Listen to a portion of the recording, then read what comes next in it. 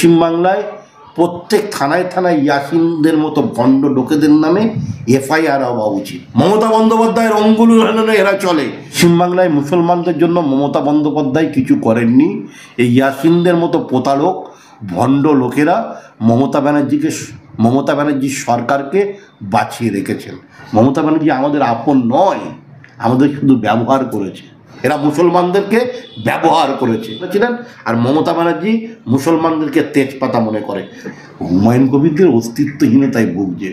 হুমায়ুন কবির কার সাথে আছেন, কোন রাজনৈতিক দল করেন নিজেই জানেন না।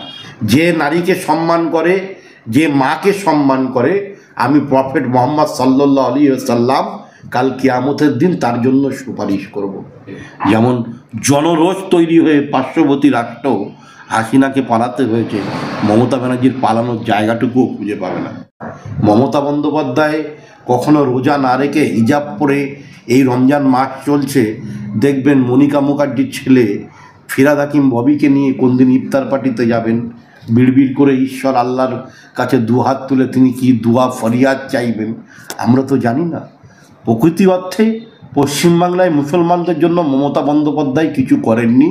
এই ইয়াসিনদের মতো প্রতারক ভণ্ড লোকেরা মমতা ব্যানার্জির সরকারকে বাঁচিয়ে রেখেছেন। হিন্দু মুসলমানের তাস খেলে, তোষণ আর তুষ্টিকরণের রাজনীতি করে মমতা বন্দ্যোপাধ্যায়। আজকের মমতা বন্দ্যোপাধ্যায় 2011 সালের আগে ক্ষমতায় আসার আগে তিনি বলেছিলেন যে পশ্চিমবাংলায় আমি সরকারে যদি ক্ষমতায় আসি, মুসলমানদের ওয়াকফ সম্পত্তি দিয়ে, সেই সম্পত্তির টাকা দিয়ে মুসলমান ছেলেমেয়েরা শিক্ষার প্রথম ধাপে আসবে, প্রথম সারিতে আসবে। আজকে 14 বছর হয়ে গেল তোষণ এবং তুষ্টিকরণ করে হিজাব আর ঘোমটা টেনেছে, একটা মুসলমান ছেলেকে চাকরি দেয়নি। মুসলমানদের চোর ডাকাত গুন্ডা মস্তান তৈরি করেছে, গলিতে গলিতে তোলাবাজ তৈরি করেছে। এই হচ্ছে পশ্চিমবাংলার আসল চিত্র। এরা মুসলমানদেরকে ব্যবহার করেছে বুঝছিলেন। আর মমতা ব্যানার্জি মুসলমানদেরকে তেজপাতা মনে করে। একজন প্রতিভা সম্পন্ন মেয়ে গ্রাম থেকে উঠে এসছে, সে আমার বোন, সে আমার সন্তান সমতুল্য। রোজিনার লড়াইকে আমরা কুর্নিশ জানাই, ওর সাহসিকতা। বঙ্গ টিভি পশ্চিমবাংলায় আগামী দিন আরও তাদের শ্রীবৃদ্ধি হবে। রোজিনার পাশে আমরা রাষ্ট্রবাদী মুসলমানরা আছি সত্যনিষ্ঠ খবর পরিবেশন করার জন্য। আজকে এদের জ্বলন কোথায়? মমতা বন্দ্যোপাধ্যায় মুসলমানদের কি শুধু দুধেল গাই ভাববে? আজকে আপনি গোটা পশ্চিমবাংলার চিত্র দেখুন না। মরছে কারা? মুসলমান। মারছে কারা? মুসলমান। বকটুয়ে খুন হচ্ছে কারা? মুসলমান। এ কথা কি কোনো ফুরফুরা শরীফের পীর সাহেবরা বলবেন? পীরজাদারা বলবেন? তাদের জলসা বন্ধ হয়ে যাবে। মমতা বন্দ্যোপাধ্যায়ের অঙ্গুল উড়ানো এরা চলে। যেভাবে মমতা বন্দ্যোপাধ্যায় বলেন, আর শুধু নির্বাচন এলে বিজেপির ভয় দেখায়। বিজেপি এলে পশ্চিমবাংলায় মুসলমানদের নামাজ পড়তে দেবে না।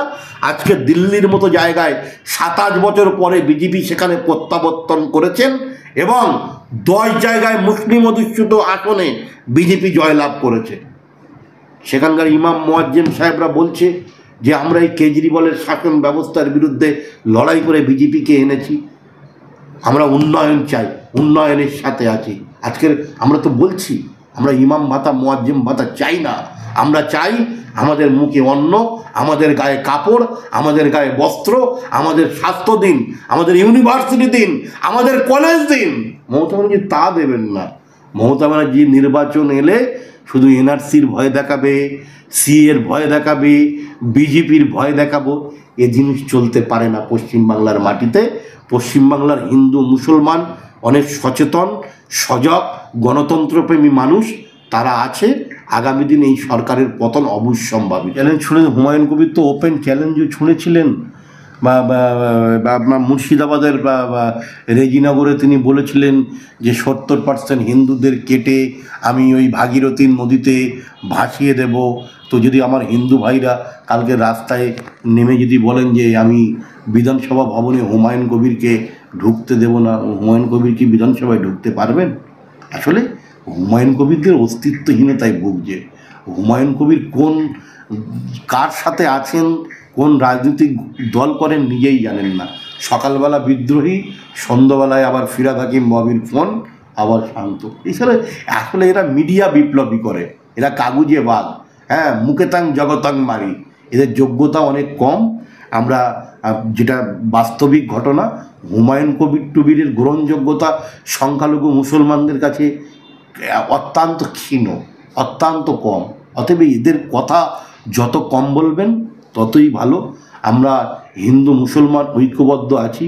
আমরা যারা রাষ্ট্রবাদী, যারা ওদের ভাগ হওয়ার সময় যখন আমরা ওই দেশকে ভালোবাসিনি, আমরা এই দেশকে ভালোবেসেছি, এই দেশে আমরা মরব, এই দেশে আমাদের কবর হবে, এই মাটিতেই আমরা শুয়ে থাকবো যুগ যুগ যুগে। আমার প্রথম পরিচয় আমি একজন ভারতীয়, দ্বিতীয় পরিচয় আমি একজন সংখ্যালঘু মুসলমান, আমি একজন রাষ্ট্রবাদী মুসলমান। এই হুমায়ুন কবিরদের নিয়ে যত চর্চা কম করবেন ততই আগামী দিনে মঙ্গল। এদের গ্রহণযোগ্যতা কিছু নেই। এই কে করলো জাতপাতেরই খেলা, চিরজীবন বুকে করে বইতে হবে অভিশপ্তের এক জ্বালা। মমতা ব্যানার্জি একটা হিন্দু ঘরের ব্রাহ্মণের মেয়ে। আমরা যারা মুসলমান সারাদিন কত সংযমী হয়ে, কত মানে করে রোজা উপোস পালন করি, রমজান মাসে 1 মাসে ব্রত পালন করি আল্লাহকে খুশি করার জন্য, মঙ্গলময় করুণাময়কে খুশি করার জন্য।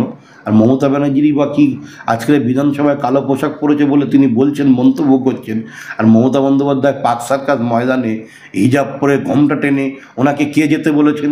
যদি বাংলার মানুষ প্রশ্ন করে, আপনি তো মুসলমান নন। আমার ইসলাম বলছে লা কুম দীনুকুম ওয়ালিয়া দিন।